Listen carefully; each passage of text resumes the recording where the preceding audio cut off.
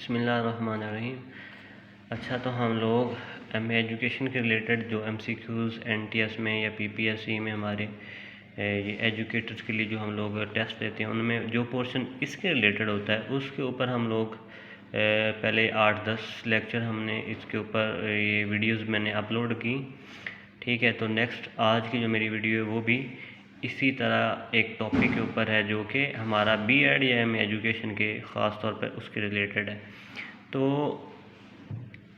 ये सारी चीज़ें अब पहले भी मैंने कई बार ये सारा डिस्कस कर रखा है कि हमारा जो ये NTS वाला एग्ज़ाम होता है उसमें बाकायदा तौर पे पार्टीशन हुई होती है। ठीक है, हमें सिलेबस का पहले से अंदाज़ा होता है कि सिलेबस किस तरह का होगा, कितने % किस सब्जेक्ट में से आएगा, कितने % किस सब्जेक्ट में से आएगा। और हम लोग मोस्टली ये करते हैं कि बस ठीक है, कोई तैयारी नहीं, इंग्लिश है तो इंग्लिश की तैयारी अच्छे से करते रहें और टाइम नहीं मैनेज किया हमने, ना दूसरे सब्जेक्ट देखे कि दूसरे ठीक है ईजी हैं हम कर लेंगे। तो ऐसे नहीं होता। हम लोग अच्छे नंबर लेना चाहेंगे, अगर अच्छे नंबर लेना चाहते हैं तो फिर इस तरह नहीं है कि 1-2 सब्जेक्ट वो आप 100% कर लो, बाकी 0% हो। नहीं, आप एक साथ सारे सब्जेक्ट चलाएं और उनका बाकायदा तौर पर सिलेबस देखें कि कितना है, कितने % उसमें से आएगा, कितने % इसमें से आएगा। तो उस लिहाज से फिर अपने कोर्स कंटेंट जो है वो इकट्ठे करें और फिर उसमें से आप तैयारी करने की कोशिश करें। ठीक है, तो एजुकेशन के रिलेटेड ये सारी हमारी वीडियोस जो पीछे हैं, हमने टॉपिक नंबर 1 से स्टार्ट किया और अब ये हमारा तकरीबन एंड होने वाला है। तो उनके ऊपर सारी की सारी यही MCQ इस तरह के ही हैं जो कि हमें NTS या PPSC में हेल्प आउट करेंगे हमारी। तो ये सारे कोर्स कंटेंट में से ही लिए गए हैं। तो इसमें पहला हमारा MCQ है लिसनिंग मीन्स। लिसनिंग का मतलब क्या होता है? लैंडिंग ईयर, कानों को बिछा देना, सुनना ध्यान से। Lending ear to spoken words, lending ear to spoken words to understand message. ठीक है, कानों को इस तरह धरना और फिर बाकी जो मैसेज दिया गया उसको समझना भी, इसका मतलब होता है लिसनिंग।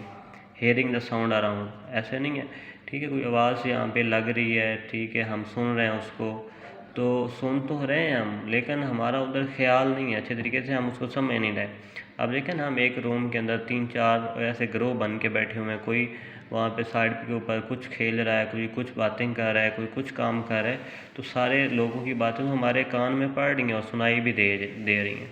ठीक है, अगर हम लोग कोई एक किसी की स्पीच सुन रहे हैं तो ये जो है हम लोग जिसकी स्पीच सुने, बाकी भी आवाज़ तो हमारे कान में आ रही है, लेकिन जिसको हम लोग सुन के समझ भी रहे हैं ना, उसको हम लोग लिसनिंग बोलेंगे, ना कि बाकी सारी आवाज़ें। ठीक है, लिसनिंग का मतलब होता है सुनना और फिर उसको समझना। The first step in listening is, listening में पहला स्टेप क्या है? इसका सही आंसर है परसेप्शन एंड डिकोडिंग। ठीक है, एक के शऊर, जैसे मैंने लिखा परसेप्शन का मान एक तो समझा, ठीक है, कि ये क्या बोल रहे हैं, और उसको डिकोड किया। ठीक है, डिकोडिंग का मतलब होता है एक मैसेज को दूसरी फॉर्म में कन्वर्ट करना, कि जो उसकी असल फॉर्म थी उसको अपने ऊपर लागू करना, कि इसको मैंने कैसे अपने ऊपर एडजस्ट करना है। तो लिसनिंग का ये मतलब perception and decoding. STM stand for short term memory, ये याद रखने वाली बात है। LTM stand for long term memory. STM and LTM ये 2 टर्म्स हैं जो यूज़ होती हैं हमारी। Time devoted to speaking in communication activities, speaking में बोलने में कितना % टाइम जो है वो कंज्यूम होता है, तो वो उसका सही आंसर जो है वो 30%। 30% किस में? स्पोकिंग। ठीक है, स्पीकिंग में।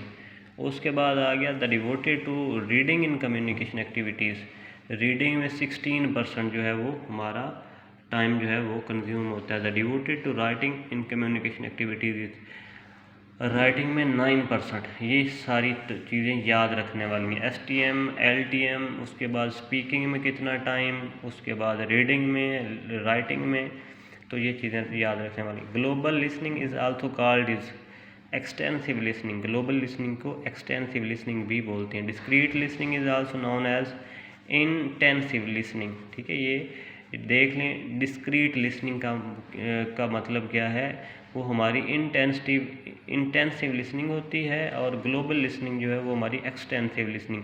एक्सटेंसिव मतलब जामे होता है मुकम्मल तौर पे, और हमारी इंटेंसिव जो होती है वो बस सिंपल सरसरी होती है। ठीक है, तो ये हमारे जो थे एजुकेशन के रिलेटेड MCQs थे। और इस तरह हम लोग नेक्स्ट टॉपिक जो है वो अगली वीडियो में मैं बना के सेंड करूँगा। ठीक है, ये आप जितने में ध्यान से उसको करें रीड आउट, और बाकी साथ साथ सुन के और फिर उसको याद रखने की कोशिश भी करें। अल्लाह हाफिज़।